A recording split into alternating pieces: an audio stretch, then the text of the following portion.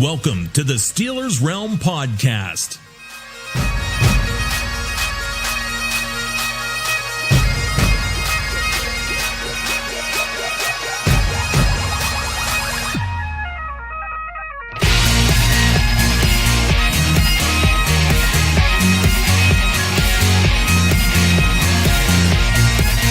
And now, here are the boys of Steelers Realm.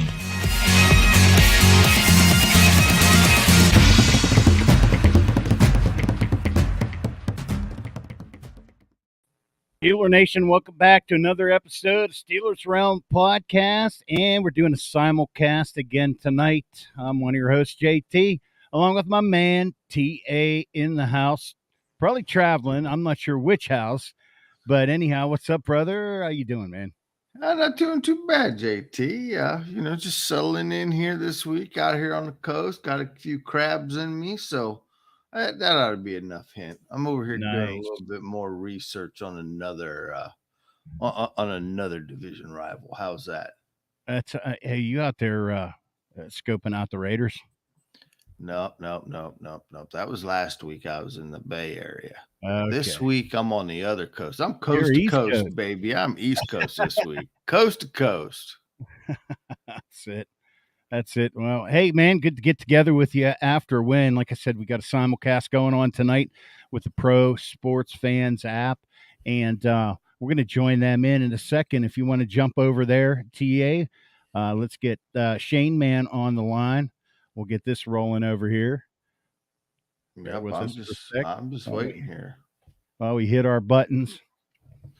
There we go. And we are live in Pro Sports Fans chat. What's going on, Steelers Nation? See Shayne Man's jumping on here in a second. TA working through the buttons. There he is. And we are live on Pro Sports Fans. Hey, Shayne Man. You guys see me good? Yeah, we got you good, buddy. Everybody's on both. There you go. So for those of you on the podcast side of things listening in, Shayne Man joining us here, audio only. We got two different things going here technology-wise tonight, but we're spreading ourselves out. Divide and conquer, right, TA? Absolutely divide and conquer, man. TA's getting another lesson in technical warfare. Here we go. That's it, man. There you are. There you are. Absolutely. We're ready to go, man. Yeah, I'm like seeing double vision here.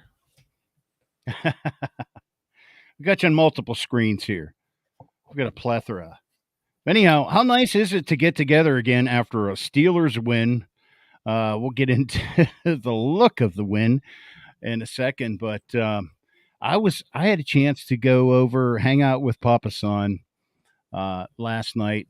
You know, he's fighting some shoulder issues, so he wanted to kind of stay close to home, maybe some pain meds to keep that going. So hung out over there with him. It was good to be with him again.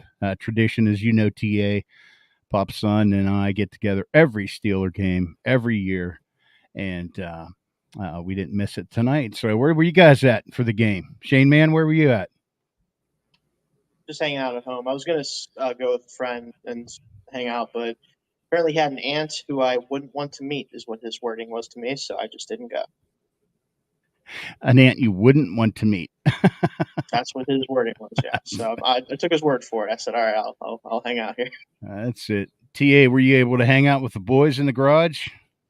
Absolutely not. This is the first time in a long time, man. I had to watch a game by myself. I'm pretty sure I woke up the neighborhood, though, here in the hotel room. They're probably thinking, what was going on? Because, I mean, let's face it, 14 seconds into the game, I lost my voice.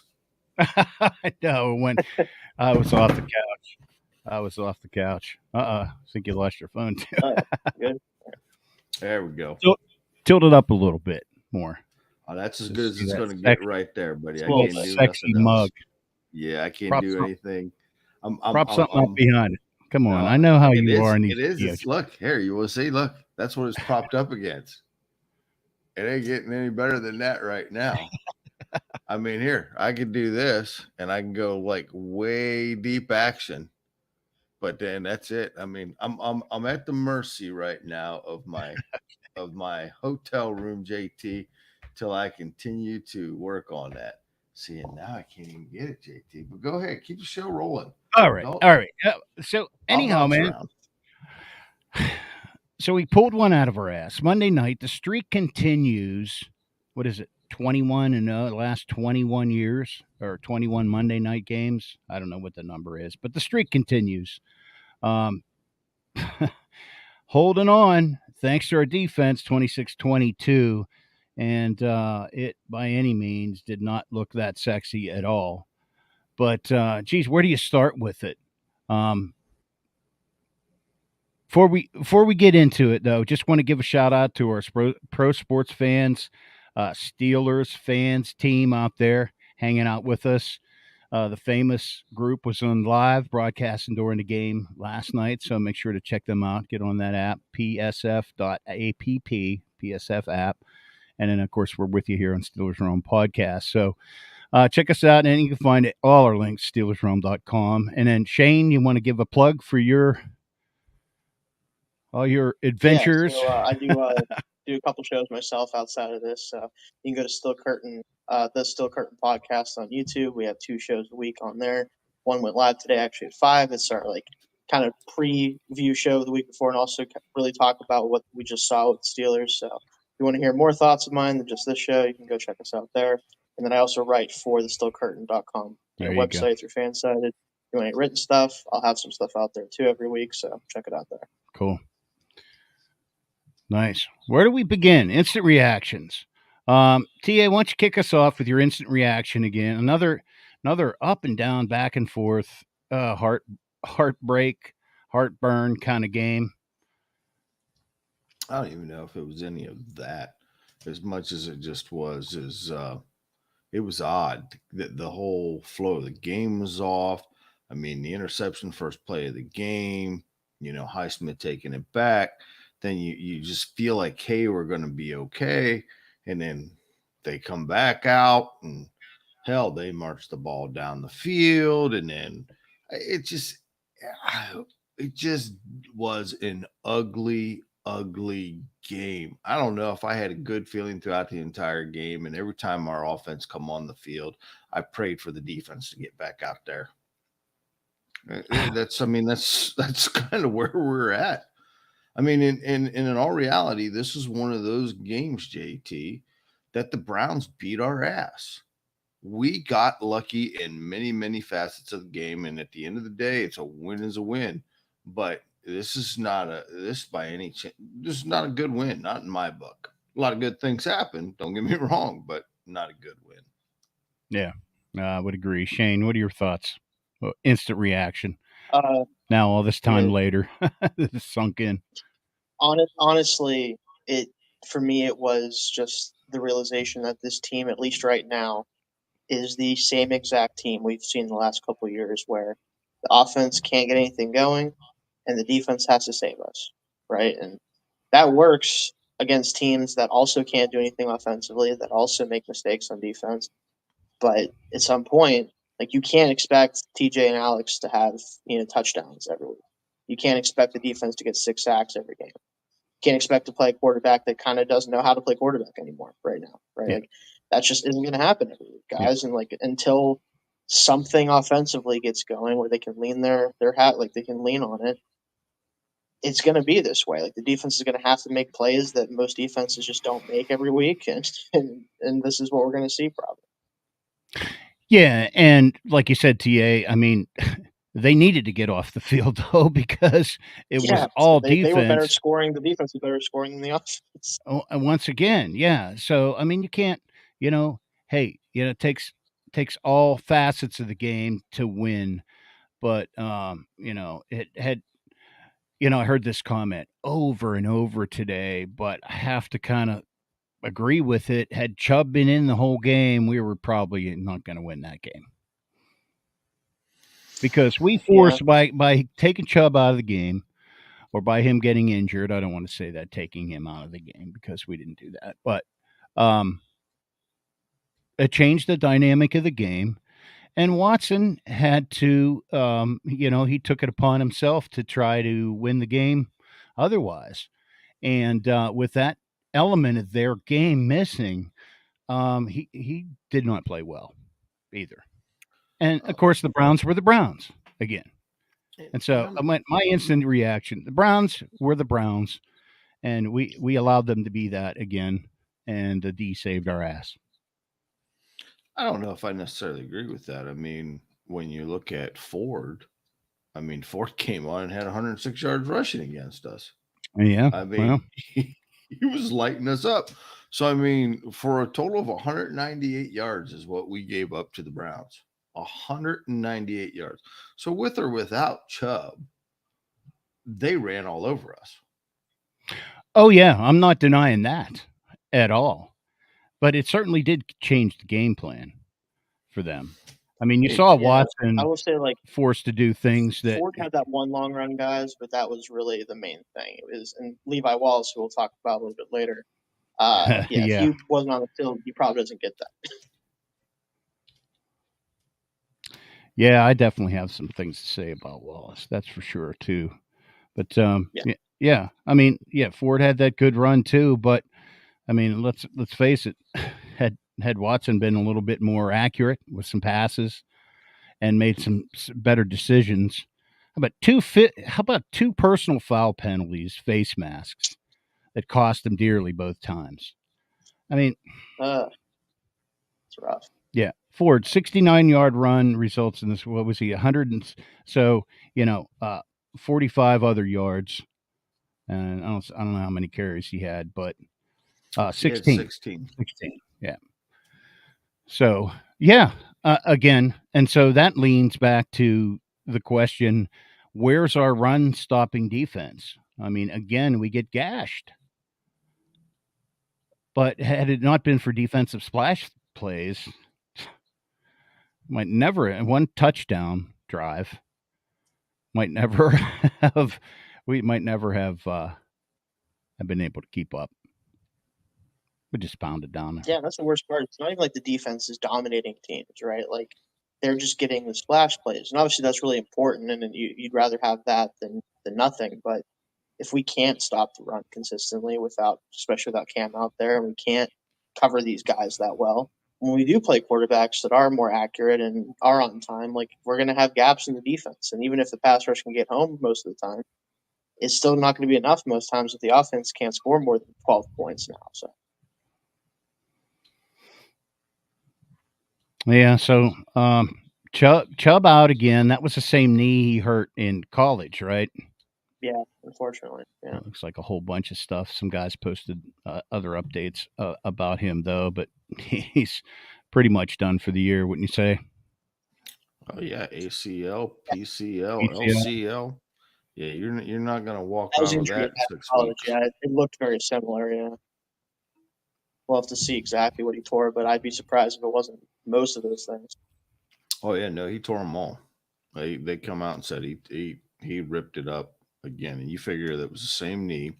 So now we're also dealing with scar cartilage and tissue that's in there. Yeah, that's you're gonna have to be a pretty good surgeon to go in there and make heads or tails of what's going on that knee. My whole thing is with him, I gotta hand it to him, man. The guy's a pro. Never once sat there and cried. Never once yelled. Never this. Teammates wanting to help him up. He's just shaking his head. Nope, can't move it, boys. Get the card out. He knew it in his head that he was done. Oh yeah. He did. I'm doing that, man. I'm probably on the ground crying like a little baby. Yeah. I want my mommy. Yeah, no doubt. You know what's ahead. He knew it right away. Hey, Jeremiah, thanks for tuning in, man. Jeremiah Yoder on the line. Yeah, tough break, man. Tough break. You hate to see your stars of the game get injured like that and taken out. It happens every game. Every game you're hearing about that. Barkley. This game was rough with injuries across the board. The obviously serious one. But. Who was their one linebacker got dinged up? He came back in and played. Smith? Was that his name? Forget who it was that got banged up, but yeah, a lot of guys seem to come in and out for different things. Yeah. So, how about above the line? Aside from the obvious, T.J. Watt and Highsmith, I mean, our outside linebackers played the game of their lives. But who else in your mind, Steelers wise, was above the line in this game? Shane, why don't you kick us off on that one? I thought Ogunjobi played really well considering he's still dealing with foot stuff and everything else. I think he really made some impact plays, especially that sack early in the game. Like he's without Cam out there, he's both our most experienced and probably best pure pass rusher out there from the interior. So he's got to continue to play really well until Cam gets back, just to kind of help us out there. So I'm glad he was doing well. I agree there. TA, what are your thoughts? Honestly, on the offensive side, I I don't think anybody played above the line. I mean, if you want to give it to Pickens for, his attributes, a great, Kenny being late, erratic with the throws. I think he maybe had four good throws on there. The unutilization of Fryermuth in certain situations or Robinson. I mean, it, again, it was just an ugly win. I don't know if you can give anything to anybody except for bookends. Yeah, pretty much with you on that one. Um, the defense, I mean, it bent, but it didn't break. But there were certainly a lot of things that were below the line, and want to get into that in a second. But before I do that, I want to send out some good luck wishes to our man Freight Train, TA and Shane. He's in the hospital. His wife's in labor and expecting their next child too. So we're waiting to hear some All right. updates live here. We've got our phones beside us here, waiting for that too. So good luck, guys, and let us know. I'm sure there's a terrible towel and a Steelers hat waiting to put on that baby. How about it? Yeah. Yeah. So, So TJ Watt broke the record finally. We knew it was going to happen early this season. Yep. Certainly did. All-time sack leader, second to James Harrison. 89 games did it in. That's almost a sack a game average. Yeah, he's on a torrid pace through age 28. You never know how long these guys can maintain that pace. And with him, like he's so relentless in the way he plays. I'm sure he can keep it up for a good while. But getting that many sacks in that few games, it's testament to the way he plays, especially. Well, with Cam out, he's going to lose some ground in that race, but he's not that far behind. Yeah, 78 and a half. for sure. And then LC from way back. Next closest was LC from what? Long time ago, 78. And Jason Gilden as well in that mix too. So coaching, execution, know what the fans wanted. I heard the boos early in the game. Did you guys hear that? Mm-hmm.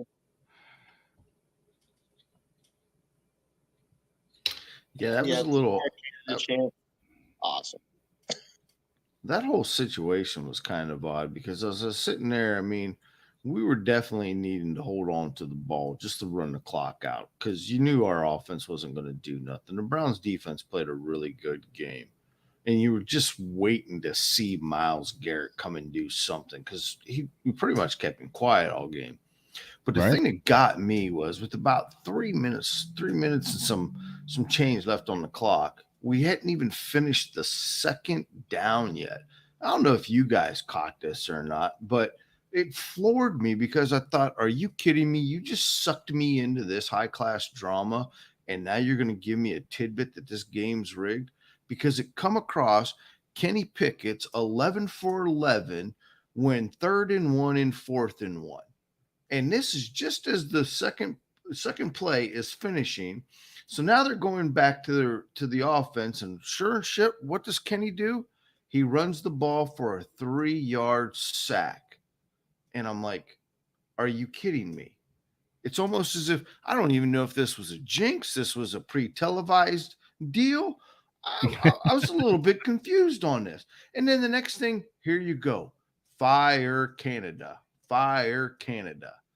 Look, I don't know what the story is anymore. We all seen Kenny. He has not looked on it for the last 2 games. Not like he did in preseason. I mean, so somewhere in the middle lies the truth, man. I mean, this is what the football here. That call, like it's either you in that position, you either straight dive it, right? You get all your guys in and you just straight dive ahead, or you quarterback sneak, and that's why he was 11 for 11 because typically it's one of those two plays, and usually the sneak is going to work. So I just was expecting them to do that, and then they come out in shotgun. And I'm like, oh my gosh, all right, what are we doing? And then of course it's like a weird option play, and I'm like, okay, well, what was the goal here? And yeah, I don't understand the play call, especially like it just didn't make a lot of sense to me at all. Yeah, well, I mean, it's understandable. Freight Train was texting with me last night during the game here and there, and he was all over that, like waiting for that. I think he even put a poll out there. How long into the game before he runs a jet sweep? But just this has to change. But his comment was that it's the same it's the same offense we keep saying over and over again. I can't wait to see the Kenny spray chart again. I forget how many. I heard some crazy stats that there were no red zone attempts. We didn't even get past into the 25-yard line. Yeah, I mean, how can you have a red zone if you don't get into the red zone? No, you move it 38 yards and kick a 42-yard field goal. Yeah.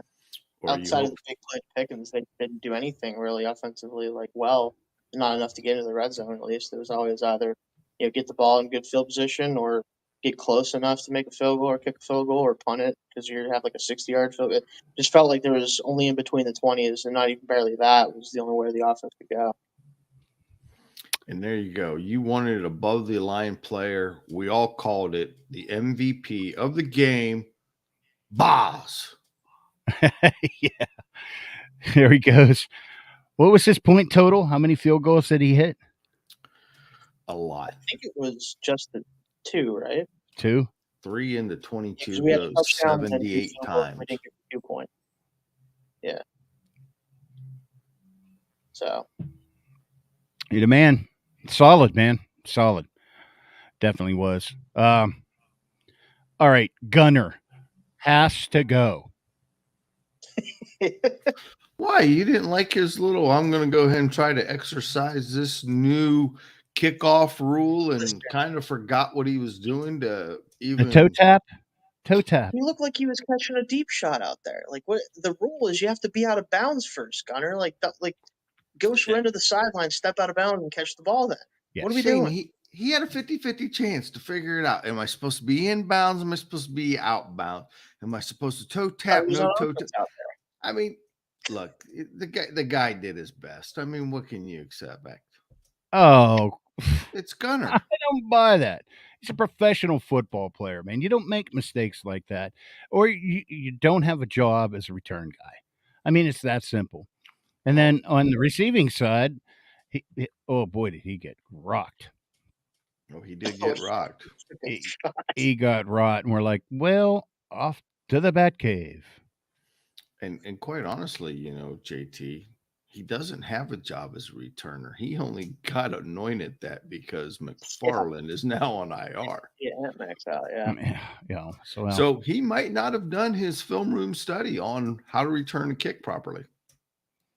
Mm-hmm. Well, he's only been doing it for how many years? Well, again, we reduced him in that role last year. Hell, a lot of us are surprised he's even on the team this year. Yeah, we were shocked. But at this pace, he will not be on the team next year. I don't think so. I don't think so. Yeah, I doubt it. So, all right. Yeah. So they left him in Cleveland. Was that right? No, just kidding. I mean, he probably didn't know which way it was up or down, so he might have just forgotten where to go. I don't know. It's hard to say. He went to Cincinnati instead of Pittsburgh after the game. The wrong way. Yeah. All right. Well, do we want to talk about Levi Wallace? Yeah. Absolutely. I mean, you've been dying to talk about Levi. Let's talk about our veteran cornerbacks and how great they've done for us so far this year. So up until game time, we weren't even sure if Amari Cooper was going to play. Yeah. But boy, Yeah. did he play. Much to Levi Wallace's chagrin. Yeah, that's just a mismatch, guys. Like, I'm sorry. Like, All day. As much as, like, Levi made some plays last year on the football, at least he had some turnovers. But this is a guy who was a walk-on in Alabama. He wasn't a very fast player coming out. He doesn't have the athleticism. And, yeah, he's carved out a good career for himself overall, but there's just not a lot of outside receivers that he matches up with at all. And if he's not going to do that well, he at least has to do some other stuff well. And boy, did he not do anything else well. That's just kind of the name of the game for him at this point. Like, doesn't do anything out there. I said to someone last night, I was like, he's just running around out there, just trying to look like he knows what he's doing. And it was real tough to watch, especially this week. Go ahead, TA. Oh, absolutely not, JT. You've been dying to go ahead and rip into 29, so you have the floor, young man. Oh, he got schooled. He got mossed all game long. Just pure and simple. And I think once they got to him, they weren't going to stop. That was almost a sure thing for him. Well, the biggest thing that I was a little disappointed in was when Ford took up down the sideline there, and the only one who could reach him was Levi Wallace. Yep. And the next thing you know, I'm like, is that Ford really pulling away? Oh, and he did too. Absolutely, he did. And I'm like, you got to be kidding me that he's pulling away. And then to watch him give up when you see Patrick Peterson come running in, Minka come running in. Hell, I think it was even Adams running down the sideline to try to tackle him. And, yes, you're right. He was. And Levi gave up. Yeah. That right there was what infuriated me and stuck with me the rest of the day. I don't give a shit that you've been torched. I mean, and I understand some of those plays were spot on. You had good coverage. It just the ball was right there. You didn't turn around. Whatever the scenario may be. But in that particular moment, you just let him score. That was it for me. You just don't give up. Yeah. It's kind of like in baseball. When you hit the ball, I don't care if you hit it to the pitcher, if you dribble it from the home base. Run to first, dude. You run to first base. That's right. That's yeah, right. And like the worst part is, guys, is like if you're not going to cover guys well because you can't anymore, like at least play the run well. Like he had contain on that play. Yeah. Yeah, and you have to either make the play or at least force him back inside where you have help. He let him get outside of him. And yeah, he's not an athlete. So once he got by him, he was like, you know what? I'm not going to catch him. I know that. So he gave up. And the problem with it is kind of the same thing like the baseball analogy there is what if somebody forces him back inside? What if he doesn't notice you're there because you're running up behind him and he has to make a cutback? All right. All of a sudden, maybe you can knock the ball off. Right. Anything. Punch it But out. He gave up. He did, like you said, he just straight up was out of the play after he got past him. Yeah, no doubt. I mean, there were a few plays on defense. Some guys shined here and there. One that stuck out to me was, and I coined a new nickname. It's probably heard this before, but Taekwondo Alexander had a couple nice plays in there. Didn't he get flagged on a penalty though? Didn't he get like a face mask penalty though? Well, I think that was when Deshaun threw him out of bounds by a face mask, wasn't it? Because wasn't that the first face mask penalty? Yes. Yeah, because he was taking him out of bounds, and then Deshaun tried to stiff arm him, shoved him by his face mask. I'm like, what are you doing? Yeah. And Holcomb had some nice plays too. He had that. He had that punch out at one point on Yeah. Njoku, I think, near the end of the game too. So yeah, and I think he had a real nice, solid stop on one of the running backs, one of the running plays. Just stopped him dead in his tracks. Yeah. Anybody else, TA? Patrick Peterson. Yeah. I want to know when we're going to call him out as well, too, because for 30 years old, I mean, at this point in time, bring me back Joe Hayden. Oh, I miss Joe Hayden. I mean, I think Joe's got a little bit more spunk in his giddy up than what Patrick Peterson does. I mean, we've heard this guy talk. We've heard all the good veteran stuff, but it's not relaying out in the field. I mean, as far as I'm concerned, the only DB, true DB, that played well was Shayne Sullivan. Now, the safeties, I thought our safeties did a fantastic job last night. And because we ran 3 safety sets quite a bit throughout the evening. Right. But A lot of other Keanu than Neal that, out there, especially once Minka went down. oh, yeah. So other than that, we need some help in the secondary yet. And why are we waiting until the end of the game to see JPJ? Get up to speed here soon and jump in there. Like, he's got to be an impact player for us when he gets out there. Yeah, instead of waiting until the fourth quarter. Right. Right. Okay, and here's another player. Like, why did we step up to get this guy and he's not even on the field? Broderick Jones. He's not good enough yet? I was willing to give it time if Moore was able to hold up well enough at left tackle, right? Because this is a raw player, a guy that is going to have his issues in pass protection right away. But he's a great run blocker. So I was thinking, okay, if he can just get good enough, if they can feel good enough with him out there left tackle pass protecting, he's going to be an upgrade because Moore can't really run block.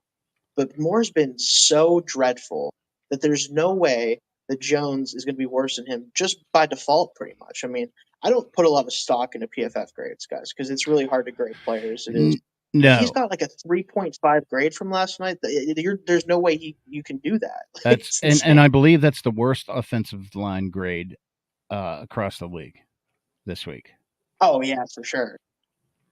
And it's insane for someone who played that many snaps. Normally, it's a guy who plays like a few snaps and gets destroyed, but to play all the snaps and have that low of a grade is really remarkably bad. Yeah. So what does that say for Mr. Garrett? Because let's face it, I mean, he was up against Garrett the whole night, and Garrett and he was 0 sacks, ineffective. And I think only 1 quarterback hurry, right? I believe so. Yeah, a good bit of pressures. He just didn't get home. Like that's the issue with it is like if you look at the box score, you'd think that Dan Moore played well, but he was getting absolutely annihilated every play. It's just they were getting the ball out fast enough. Like, and that's the thing is like Garrett didn't have the impact that he normally would have, but it wasn't necessarily him like getting stonewalled. It's just this offensive line is so bad that they know, okay, I got to get the ball out right now because someone's coming. It might not be Garrett, it might be Smith, it might be whoever, but somebody is certainly coming. And if that doesn't change, then, it doesn't really matter how good the rest of the guys are if they can't block anybody. I mean, the good news is Kenny was upright most of the game. I mean, he only got sacked twice. Granted, there's probably 5 or 6, quarterback hits on him. The one time I thought maybe we might have screwed up his left shoulder, but at the end of the day, the offensive line did do its job in protecting Kenny. Still not sure where the offensive line is for opening up holes, though. And why does it seem like it's a different offensive play with a different offensive scheme between Warren and Najee? Did you guys kind of pick up on that last night that all of a sudden Warren's in, the C opens up. Najee gets in. I'm not even sure what the blocking scheme. Is it supposed to be zone? I mean, there's no pulling, there's no trapping.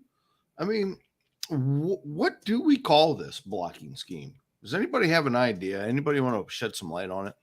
Well, I don't know, but that's a perfect segue into what I was going to bring up next is that is Najee all that? Is he really that?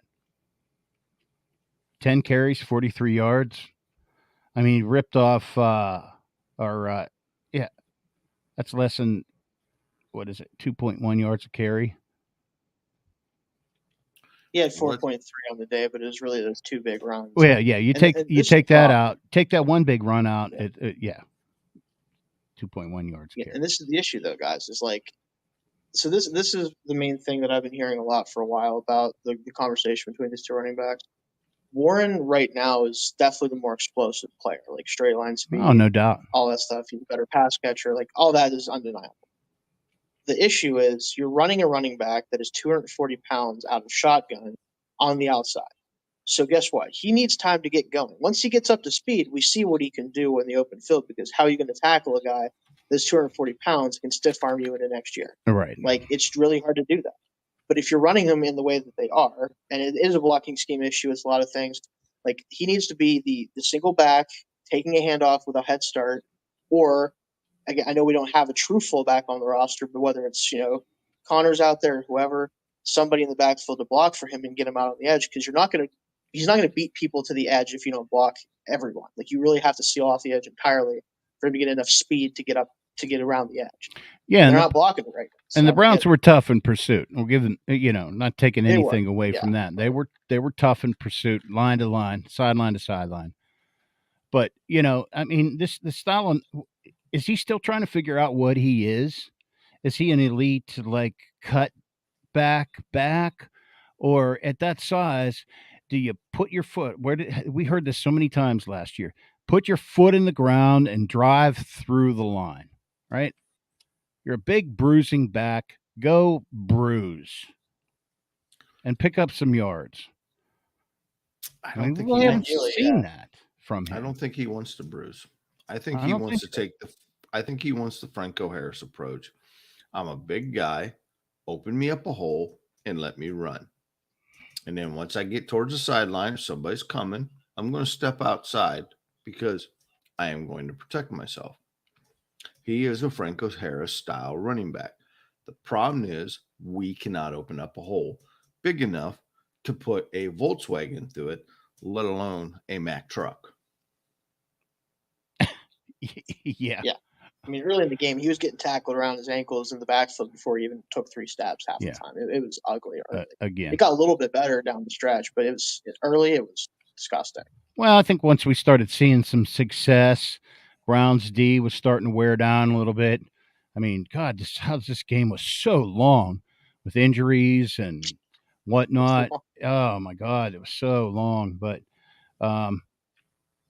where were the tight ends also? That might be my biggest gripe about this season so far. Where is Muth? One catch? Am I reading that right? Well, he only had one target. He's got 5 in two games. This is a guy that was one of the most productive tight ends in the NFL last year, despite missing a game or two with concussions and everything else. And you're not using him. Like, he's not a focal point with Deontay out, especially. Like, I understand getting the ball to Pickens and the other guys, but he needs to be, like, especially in a game like this, part of the number one target. Yeah, he has to be, and he wasn't at all. Hey, Kansas City makes a living out of it all Sunday long, every Sunday. But now let's wait a minute. I thought George was supposed to be the number one. Who do we want to be the number one?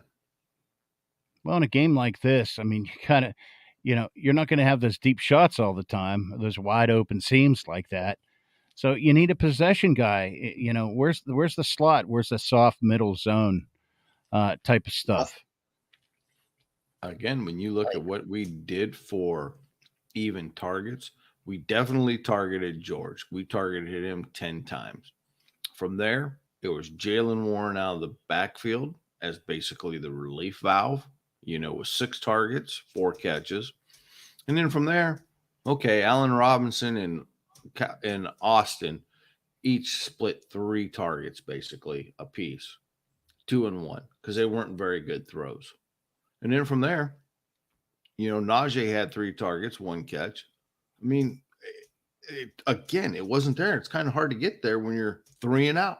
It's just this look of inconsistency with what they're doing. It's like they don't have an identity. They don't have let's try this. Let's try that. Don't have any kind of synchronized drives where they find something and they exploit it. Did we see much hurry up at all? I mean, this game was very difficult to watch, given the chances that we had with the splash plays and the turnovers and everything. Gosh, give the defense a break, for God's sake. Yeah, I've said this for years now with Canada. He wants to get into 3rd and 2, 3rd and 3 every single possession, every single every time you get out in the field. That's what he's trying to get into. The problem with that, obviously, is if that's your goal, if you make one mistake, you're screwed. You look at 2nd and 10, he's running the ball. It's 3rd and 10. Kenny has to try to throw the ball against guys who know the ball is coming out, and it has to come out quickly because the pass rush. It's just hard to play offense whenever you're only trying to very slowly, carefully take the ball down the field. Your goal is not to get big plays; it's to stay ahead of schedule. And in the NFL nowadays, it's just not easy to do that because defenses are planning for that. They're not going to let them do that if they know that that's their goal. So if you don't adjust to it, Canada does not adjust. I've not seen this man adjust to one single thing in 2+ years of coaching this team. And if you're not going to adjust, then you better be really good at what you do. And he's not good at either one. It's a recipe for disaster. And we keep seeing it week after week. Well, if I go off of your analogy, Shane, just looking at this from devil's advocate, then we need to go ahead and send him over there to the Browns because up until Chubbs got hurt, that's exactly what Cleveland was doing to us.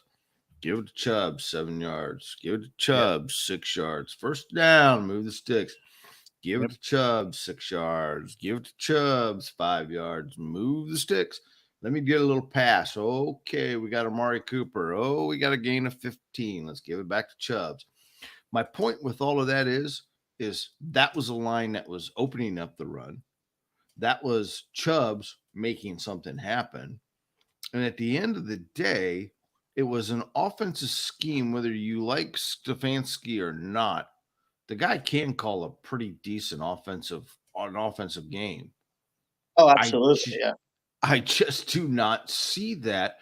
And I don't know if it's our offensive line coach, because let's face it, ever since we lost Munch to Denver, that offensive line has not been in the top 10 at all in the NFL.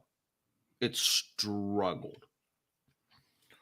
And maybe that's what it is. Maybe we need a guru offensive lineman to be able to utilize his way of thinking. Because evidently we went out and picked up all these great big bruisers of linemen in the offseason. That Ciamolo. Well, Ciamolo, you got Cole, Herbig, Daniels. Mm-hmm. We've got more than enough offensive line talent. So what is it that they're not doing to open up a damn hole? I still think a big part of it is they seem to have this mix of guys that I personally at least think that some are a little bit better on the move, some are a little bit better going forward. It's not this cohesive unit of guys that all have the same goal of okay, we want to run through these guys and push them back. We want to reach them out and stretch them out and open up holes that way. It just kind of feels like a mismatch of guys. And Meyer hasn't been fantastic by any means at all. But at the same time, I don't know if he wants them all to do the same thing and they're just not all good at the same thing or what it is. But the run game, especially, the pass blocking is hit or miss sometimes. Sometimes it's been good last year, sometimes it's not. And even from drive to drive, it's going to vary based on a lot of things. But when you consistently cannot open up holes no matter what you do, at some point, it's either, like you said, the offensive line coach, and he's coaching them in a way that's not letting them open up holes, or the guys just aren't a great fit together, right? And if that's the case, then, you could switch some guys in and out and move guys around, but ultimately, you're not going to fix that 100% during the season. That just isn't going to happen. Yeah, well, good stuff. So in like a 30-second wrap up, we're up against the clock here. Final thoughts, 30-second thoughts. I'll kick this one off. I just think, Canada and the offense in general has to play better, develop an identity, and we got to learn how to stop the run, plain and simple. We got the Raiders coming up next week. We're going to talk more about that because we're going to be doing that game live during the whole game on the PSF Sports app. So we're looking forward to that too. But, the schedule doesn't stop. Let's go back to the lab. We got to fix this. We got to get an offense going. Thoughts? TA. Flow. Yeah, I like it. We have no flow. We need flow. Aunt Flo, where are you this month? Come pay us a visit. We want your flow. We need the flow. Shayne? Yeah, I mean, honestly, my final thoughts is if the next two games, if this offense doesn't average 24 points over these next two games against these two teams, then we're just not going to be good on offense this year, guys. Just plain and simple. And the experiment's already been over, in my opinion, but it's definitely over if that's the case. And we're probably going to be struggling to stay around 500 and got to hope for the best next year. That's really how I feel already at this point. Yeah. Well, no doubt. Definitely need to turn it around. Let's take a look at predictions before we wrap up here. Let's see. I had them Steelers 20-17. Shayne took the Browns, which was close. Reverse curse. I did it. Woo. Pick the other team every time, Shayne. If that, yeah, because then I'm, if I'm wrong, then I'm happy. That's right. Freight Train, no word from him. Have you seen anything yet come through? No update yet. But he had 13-10 Steelers in a low-scoring battle. And TA, nice job, man. Closest 23-20. Mm-hmm. Just about pretty much nailed that one. So congrats, dude. Yeah. Just from the defense there with the points. So 1-0 on the year, just like us. So, all right. Let's wrap it up with our bright spot, our player of the game. Who would you give it to, TA? I'm going to give it to a gentleman that we did not even talk about through this episode today, Mr. Percy Harvin, and that beautiful coffin corner kick that he did and dropped like 5 of them inside of 20. I mean, he definitely helped out our struggling offense this week. So my MVP, I'm going to Percy. Cool beans. Shayne, who's your MVP? So I'll pick this guy just because it's too easy to go on defense for it. I'll take Pickens, the big play, the touchdown, 71 yards. Just the speed and everything. When I saw that play, I'm like, all right, how can we not be trying to get this guy in space? Because he can really take off once he gets going. So that was awesome to see. He made a couple big catches whenever he was actually targeted accurately by Kenny. And I just think that if we can get this offense going and we can get Kenny more accurate and more comfortable, Pickens could be in for a huge year just based off this game. Yeah, no doubt. I mean, we see the talent. there. Yeah, absolutely. It's just developing that connection too. Well, the easy one is TJ and Highsmith, but a guy who was kind of money, and I don't know if you guys caught the Ravens game or not, but the Boz was money, and even Tucker, was it 2 he missed? I know I saw one. I don't know if it was the set. I don't know if he missed 2 or not, but I know one. I saw the one. Yeah, it went wide left, I think. But yeah. So I'm gonna go with Boz. He's human. Yeah. Money. So hey, good win, guys. We'll take it. It's not pretty. We don't get style points for in the W column, but hey, we certainly know there's a lot to improve on if we're going to hit. Ugly win is better than a pretty loss. That's right. It's just like it never rains on the golf course either.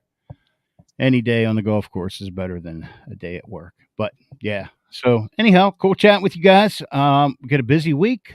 We're going to turn this around, and we'll be back with you here on Thursdays as we break down the Raiders game as we travel to the West Coast. Is that correct? The 8:15 game Sunday night? Yep, Sunday night. Yeah, man. So looking forward to breaking that down with you guys once again. And then don't forget, game time Sunday evening. We'll be on the PSF app live with you. So anyhow, Steeler Nation, thanks for hanging out with us. Jeremiah and company, Larry, all you guys out there, thanks for hanging loose. TA and Shayne Man, careful in the hot tub, man. Have a great rest of your week. We'll see you guys Thursday. We're out of here. Yeah. See you guys Thursday. Peace out, guys.